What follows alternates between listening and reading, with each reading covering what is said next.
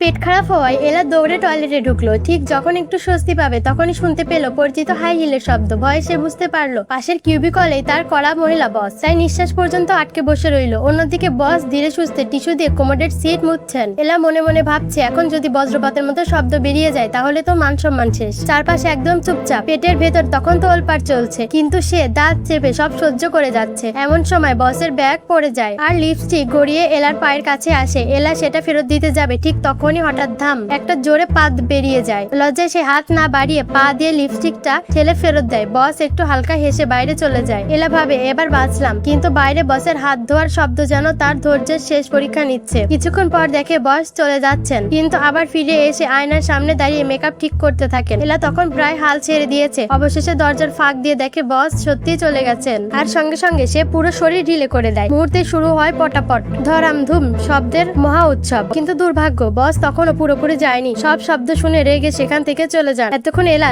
যে কষ্ট করে সব চেপে রেখেছিল, শেষ পর্যন্ত তার চেষ্টা একেবারেই বৃথা গেল।